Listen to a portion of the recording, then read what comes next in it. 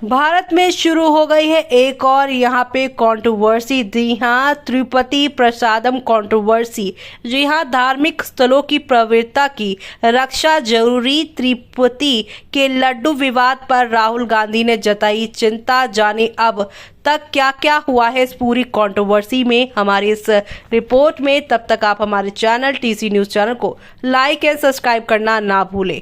आंध्र प्रदेश के तिरुपति मंदिर में प्रसाद के लड्डुओं को बनाने में इस्तेमाल होने वाले घी को लेकर राज्य के सीएम चंद्रबाबू नायडू ने दावा किया है कि पिछली सरकार ने जिस कंपनी को घी सप्लाई का कॉन्ट्रैक्ट दिया था उस घी में जानवरों की चर्बी का इस्तेमाल किया जाता था।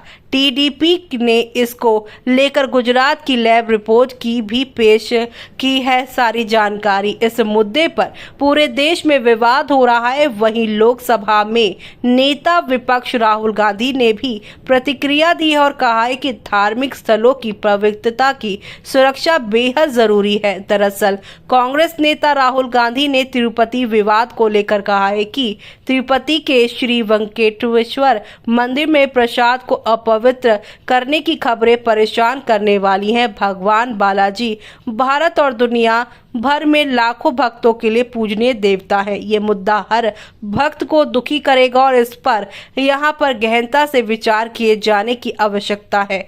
भारत भर के अधिकारियों को हमारे धार्मिक स्थलों की पवित्रता की रक्षा करनी होगी। वहीं आंध्र प्रदेश में श्री वेंकटेश्वर मंदिर का प्रबंधन करने वाले बोर्ड तिरुबाला तिरुपति देवस्थानम टीडीडी के एक अधिकारी ने कथित रूप से जानवरों के घी से जुड़े विवाद पर टिप्पणी करते हुए कहा है कि इतनी कम कीमत पर घी की आपूर्ति का वादा करने वाली कंपनियां पिछली सरकार के लिए खतरे की घंटी होनी चाहिए। ऐसे में टीटीडी की कार्यकारी अधिकारी जय श्यामला राव ने यहाँ पर बताया है कि इस साल 6 जुलाई और 12 जुलाई को NDDB CALF को घी के 4 नमूने भेजे गए थे।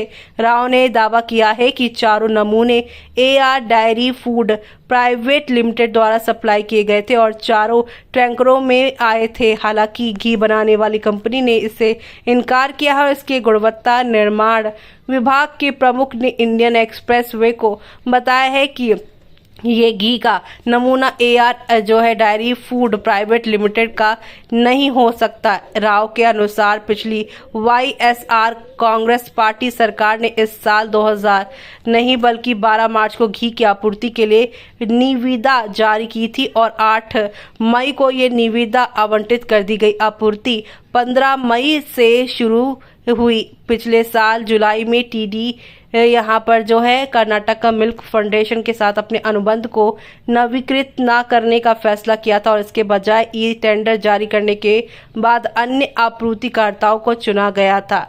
जय श्यामला राव ने शुक्रवार को कहा है कि 6 जुलाई को आए 2 टैंकरों और 12 जुलाई को आए 2 टैंकरों में घी की गुणवत्ता बहुत खराब थी। ये घी जैसा दिख रहा था वैसा ऐसा नहीं होता, लेकिन ऐसा घी होता नहीं है। तुरंत सभी आपूर्ति रोक दी गई और कार्रवाई शुरू की गई। टीटी यहाँ पर जो है मिलावट की है जांच करने वाली प्रयोगशाला नहीं है और नमूनों को NABL मान्यता प्राप्त प्रयोगशालाओं में भेजना पड़ा था। NDDB CALF प्रयोगशाला में 4 नमूनों का परीक्षण करने का निर्णय लिया गया जिसमें पशु वसा की उपस्थिति का पता चला है। राव ने कहा है कि 320 रुपये प्रति किलो पर शुद्ध गाय का घी नहीं दिया जा सकता। ये उचित कीमत नहीं है। कम कीमत एक खतरे की घंटी होनी चाहिए थी क्योंकि इससे घी की गुणवत्ता से समझौता हो जाता है। जब नई सरकार ने शपथ ली और मुझे यह कार्यकारी अधिकारी नियुक्त किया गया तो CM यानी चंद्रबाबू नायडू ने लड्डू की गुणवत्ता के साथ साथ इस्तेमाल किए जाने वाले घी की गुणवत्ता पर भी चिंता जताई है। आपूर्तिकर्ताओं में से AR डायरी फूड्स द्वारा आपूर्ति किए गाय घी घटिया पाया गया, इसलिए हमने नमूने प्रयोगशाला में भेजे। राव ने कहा है कि साथ ही उन्होंने ये भी कहा है कि फर्म को ब्लैकलिस्ट कर दिया गया है। ऐसे में अब आपका क्या कहना है इस पूरे मामले पर हमें कमेंट बॉक्स में कमेंट करके बताना बिल्कुल भी ना भूलें।